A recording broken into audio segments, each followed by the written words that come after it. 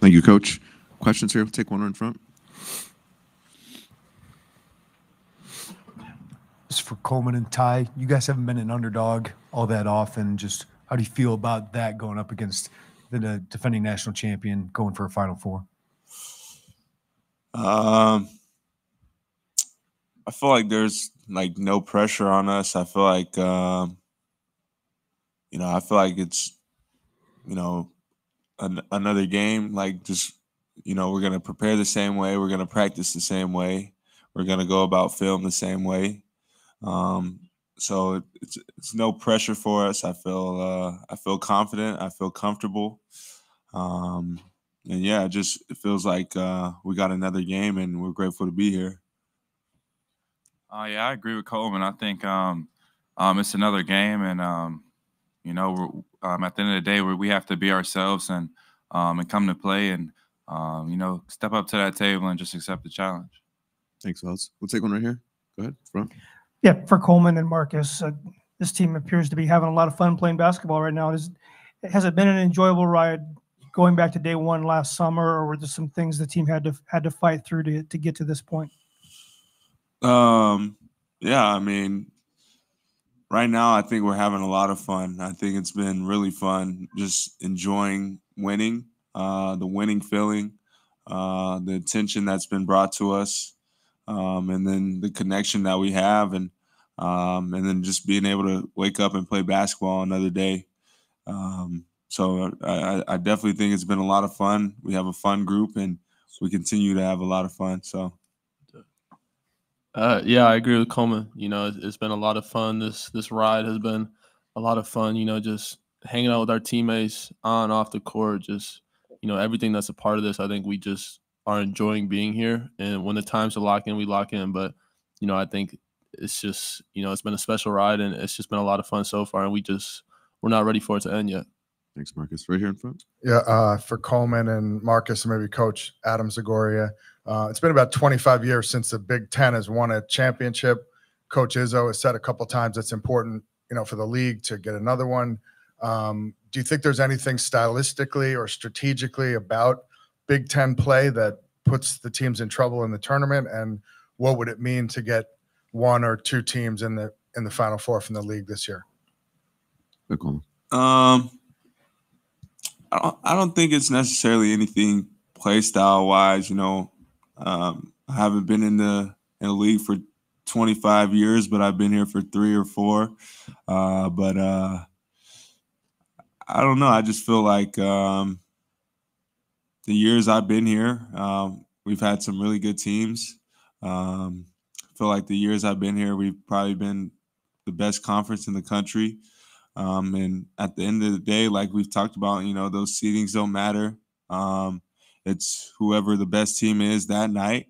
And, I guess the Big Ten just hasn't had a team that has been able to go out and win 6 games in a row. So. Yeah. As far as the 20, 25 years, I think that's more of a question for him. I've obviously only been here 1 year. So, yeah, I don't know why they haven't. I think we have a really good team, and so we're just looking to change that ourselves. Yeah, Adam, I think we had the year we were 1 seed, I thought we were really good, and had a bad day. I can't speak to anybody else's successes or disappointments in the tournament, but I felt like that team had an opportunity to be as good as anybody. It's what makes this event so special. It's not a series, it's one game, and if you don't play well, you go home. And that day Loyola was better than us. Prior to that, there's been a lot of good teams. It's been the best league in the country for a long time. It's very passionate, great coaches, but yeah, it'd be nice. I think everything's cyclical a little bit. And, I hope we've got multiple teams in it this year. Right here in the middle.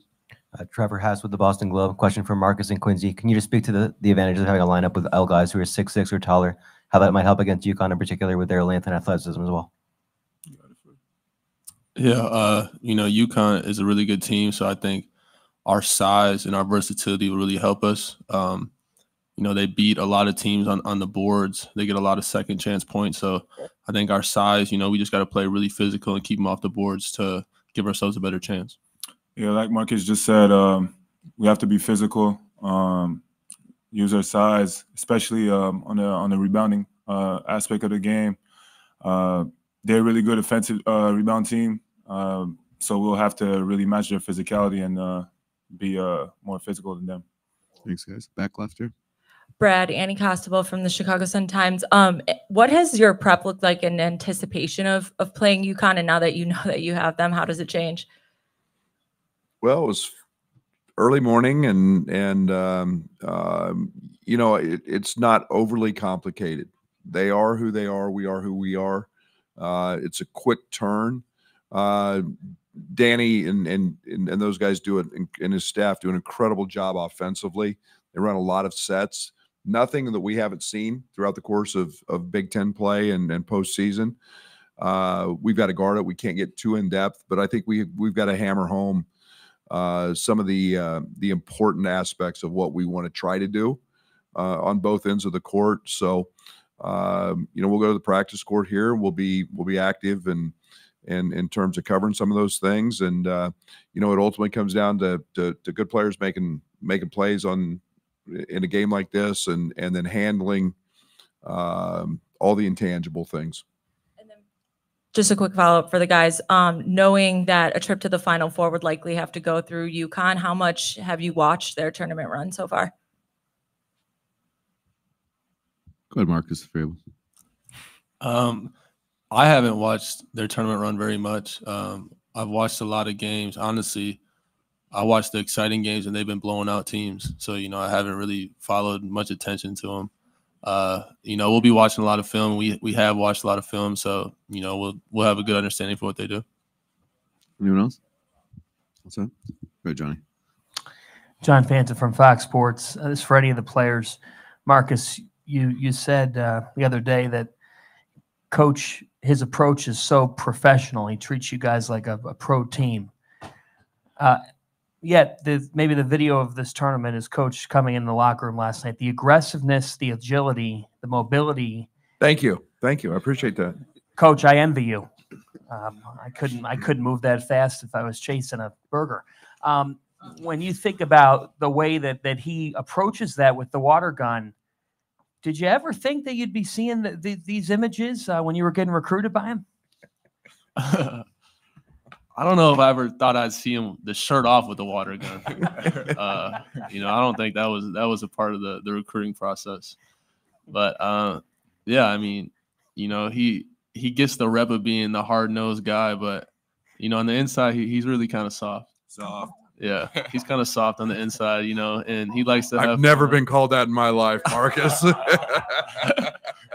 But I mean, yeah, we just, That's you know, good. part of this run is just enjoying the moment, and you got to have fun. You know, we play basketball to have fun, and, you know, we love the game. So enjoy the moments and be locked in when we got to be locked in. Coach, can you reflect on where this is originating from? And Well, did if you you know ever that think you'd be doing this? If you knew the grief I caught from my two daughters last night, and Adam Fletcher, our strength coach, has been told that he has to get busy with my ab workouts. I truly wanted to just be dry and have something to wear when I had to come meet with you all. But no, we celebrate winning. We talk about winning a lot, and winning's really hard. We ask these guys to work their tail off every day, and it's our moniker, everyday guys. And I don't want winning to ever just be a relief. Like, oh, next game. I don't want that. I want them to enjoy that moment for whatever it is, 30 minutes, whatever it is. And our strength coach, our staff have kind of come up with some different ideas. It's fun. They're dragging me along for an unbelievable ride. I mean, this makes you never want to quit coaching when you're around guys that it's not the winning, it's who they are. You know, every one of these guys is a comedian in their own right. And yet we know when to flip the switch. So yeah, they've got a 60-year-old man taking his shirt off and, you know, doing his best dad bod. So probably not very good, not very easy to look at. Hard to follow that one up. All right. We have a few more minutes for questions for our student athletes. Like, go ahead there. Jimmy Golan from the Associated Press. When you guys left the press conference the other night, you did something with the chairs. What was that? Is that a superstition, or is there a metaphor for it going on there or something like that? Go ahead, Marcus. That's these two guys. Okay. These two guys got the chair game going. What's that all about? We just want to be respectful human beings and pushing our chairs.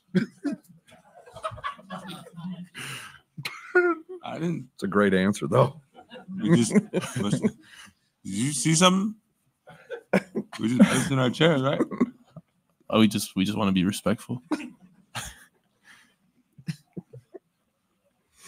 All right, good answer. There we go. Right to the right, please. Coach Kyle Hightower of the Associated Press. You talked earlier about the challenges you guys have faced this season. Obviously, the one with Terrence is a unique one. But how much has having a veteran group around, such a veteran group you've had this season, help everyone navigate all the challenges you've had this season to get to this point?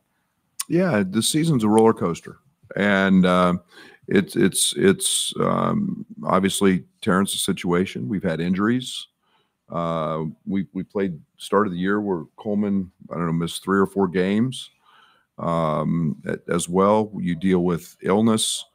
It's a roller coaster. It's a long season. It covers many, many months. This group's maturity, their connectivity, I use that word a lot, has allowed us to be strong, grow stronger, persevere, come together more, enjoy the challenges through all of that, whether it was Nico breaking his foot or Amani's back injury, Coleman's knee, the sicknesses we've had. It just brings you all together, and through that is tremendous growth and connectivity that's developed here. We're here in front. This is for Coleman and Brad. You guys had a daunting non-conference schedule, played Purdue a couple times, Tennessee. Is there anything about those games that prepare you for a team like UConn? Yeah, I think those are 2 teams that we lost to, and I feel like all 3 of those games that we played, they're really good teams, but I feel like we could have won. So I feel like we were able to learn from our mistakes, and I feel like it definitely gave us a sense of what a feel for the NCAA tournament would be like. Really high-level competitive games, great defensive teams.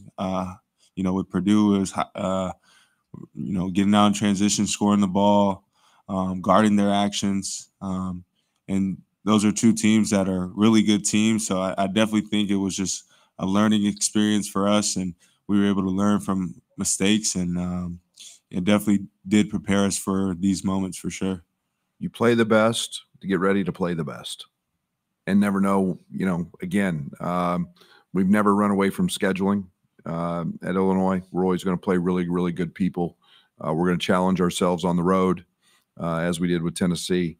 Game that could have gone either way. And again, I think this team has grown a great deal since those games. We're a rebound away against Purdue, and in a hard fought game, which was our last loss. UConn is terrific, and they're right there up there with the best teams we've played. But we've seen them all in the Big Ten as well, and we're excited for the opportunity. Got time for one more with our guys right here in front. Yeah, Dave Borges, Hearst, Connecticut Media. Quincy, you played against UConn last year, if I'm not mistaken, out in Portland. I know it probably seems like a long time ago. You were on a different team. They have a lot of different guys, but anything you can take from that game going into tomorrow night as far as what you know about UConn? Yeah, they were a really good team. I think we lost that game by like 20 or 30. But yeah, they're a great team. Their offense is really good. They play good defensively too. But like Coach said, we just got to be focused on our game, how we've been defending. I'm gonna have to be really physical with them defensively and take care of defensive rebounds so we can push in transition. But it's all about us. Awesome, Coleman, Ty, Marcus, Quincy, you guys can head back. Thanks so much. Appreciate it. We'll take any further questions for Coach right here in front. You know, Mike.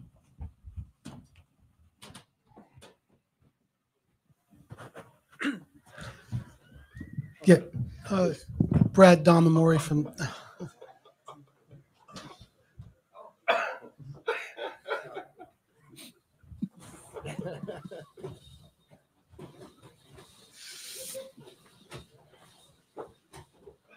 If you want to take a second, Coach, that's fine.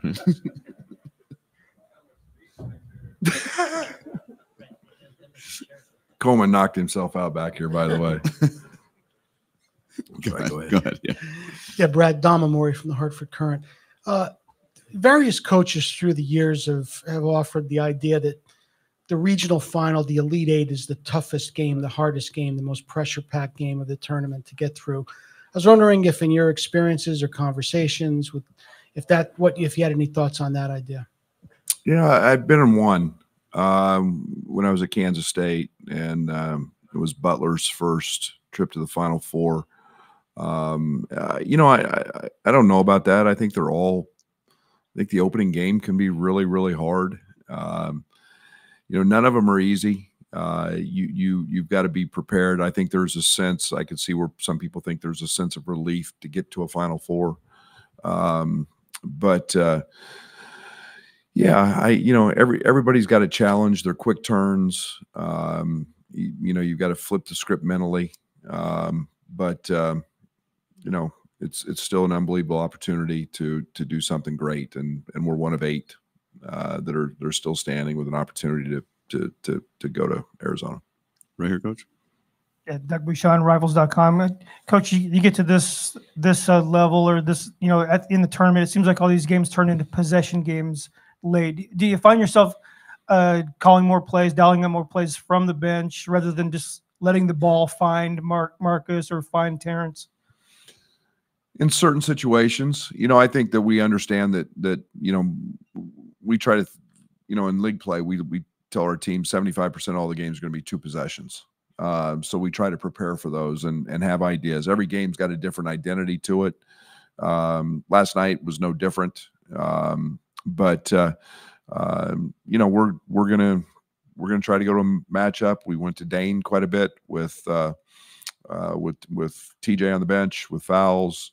You know, I don't worry as much about the offensive end as I do the defensive end sometimes. So it can get fairly complex in terms of the chess game that you play in late game situations. Right here in front, Coach. Brad, what makes UConn so unique and so challenging? Really good players, and they're really well coached. And I mean, it's really and the fact that their point guard got 6 offensive rebounds yesterday. You know, they punish you on the glass. And, you know, we try to do the same thing. We try to make you hurt on the offensive glass. They run in transition. They get a ton of threes in transition. We love to run in transition. We love to score under 7 seconds. You know, so it's some mirroring styles. I've got tremendous respect for how hard they play. You know, they've got a little bit of everything in terms of Castle being an elite defender. You know, Caravan at 6'8", 6'9" is just a deadly 3-point shooter, and especially in transition. So, you know, they've got size. And they play really fast, and they play really hard. Front here, Coach, to the left. Gavin Key from the London Day. Just wonder what your impressions are of Steph Castle. He's a freshman, kind of making an impact when with a lot of older teams these days. Yeah, he's not kind of making an impact. He's making a big impact. He's an elite defender. Elite. He competes really hard. It's very hard to find freshmen that play that hard, that know how to play that hard. Usually they've been coddled and told how great they are for the first 6 years of their being in basketball, so they think they're great and arrived. That one knows how to play really, really hard. He's a great slasher. His offensive game is developing, but he's impactful. The job he did on Boo Buie in our league and from our league in the NCAA tournament game was very impressive. So just really impressed with him. Danny's got him playing so hard, and that's impressive for a freshman. Back right here, Coach. Hey, Brad. Rob Doster, Field of 68. Seems like your team is pretty uptight and nervous for this game tomorrow. We are. We're jittery. What is the value of having a group that's this loose? It doesn't seem like the moment is going to be too much for them. Age, old, maturity. Again, I mean, Marcus is a 2,000 point scorer. He's been in, Quincy's played in 160 games. There's nothing that they haven't seen. The question was asked, Quincy's seen UConn. It's there's just some value in that. It's not like you're running a bunch of young guys out here who you don't know what they're going to do. I know what this group's going to do. I know how they're going to react. We've been through the trials and tribulations of a long season, so you gain confidence from that. But Coleman's been 4 years. Ty's in his second. The other two guys are transfers with tons of experience. So they've won me over, and they're all very, very, very, very competitive. Right, here you go, John. Fox Sports. Brad, when you say you've been through the trials and tribulations, what's a trial where every coach experiences one of those with their team, if not a couple of those, where you were most impressed with how this group responded and perhaps it's easy. That's easy. And Penn State, at Penn State, we were just we had prepared terribly for multiple days for that game, and not knocking them. They moved the game into their old arena. It was a sellout crowd. It was amped, and we didn't play very well, but had a 10-point lead, and literally watched it just disintegrate in 30 seconds. And bad plays, dumb plays, bad fouls, you name it, we did it. And I didn't have to go into the locker room and say a word. I was calm. They knew, but they also knew I was going to get things right. And the next day or two weren't fun for them, but they were get right moments. And that's been a defining moment all year, because this group knew. They knew the preparation leading into it. We didn't deserve to win that game, and we tricked it off. Good, Jerry. Jimmy Golan from the Associated Press. You mentioned the experience that your players have, and they're up. UConn's obviously coming off a national championship. How hard with the portal? How hard is it now to kind of build a team that, if you look at them, they can just come back and say, let's try it again. Let's run it back, to not just have 1 year, but have a run of success? He's got a great staff. I think we do too. I think we've found success in the portal at a very, very high level, based on character, based on not just talent, not just I think it's character, and I think that you look at Spencer, character, tough, they fit. Their staff has done an incredible job of evaluating the guys that fit them, but they've also done it with really good recruiting. We've got great carryover in our program. And so we've added the right pieces, but it's got to be the right mesh. And in our case, it's been about, they got to be good, but it's the right character pieces. And those two guys, Justin Harmon, have been unbelievable this year and fitting in. Right here to your left, Coach. Coach Will Charlton here, SB Nation. This run that Terrence has been on, 25 or more points in the last 7 games. Have you seen anything like this in your time as a coach? Well, I was an assistant with Michael Beasley. Mike was pretty good, but he's doing it, and we don't run much to him. We're not running a lot of action to him. Marcus gets a ton of the attention. Coleman gets a ton of the attention in terms of offensive stuff, but I've used the term organic. It just kind of happens. He finds it. But he's been great all year. He was great early. And like you said, he had a few struggles, on his return. That was just him not wanting to mess things up. But, he had 29 last night. I didn't know it. And he played 29 minutes and missed 5 free throws and some wide open threes. Otherwise, you could add a 40-point night. But he's a special player, special talent. Right here, Coach. Hi, Tara Sullivan from the Boston Globe. In the big picture, college basketball has withstood plenty, right? We talked about it the other day, one and dones or NIL, transfer portal. I just wonder personally how it feels that gambling has become such a ubiquitous presence in the game, something that it used to be so taboo. If it bothers you, if it concerns you, just how you feel about just what almost like a partner in some ways, what a big part it's become in the college game and in sports in general.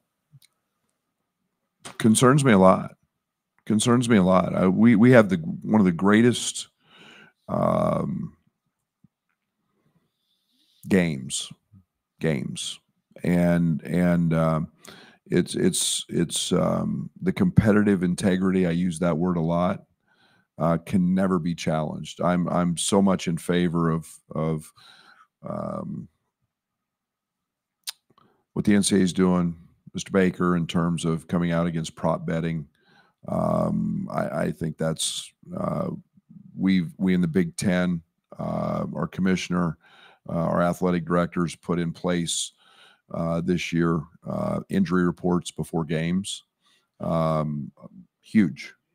So I think it's something we're always going to have to keep educating on. I think we're naive if we don't think that it's not happening everywhere. It is. But I think we have to do our part to educate our young people. I think we have to continue to do everything we can to be preventive. We're not a pro franchises where we have, drive into buildings and drive into gated communities and nobody ever knows. We got college kids wearing boots in dorms, and being seen. So I think we've got to be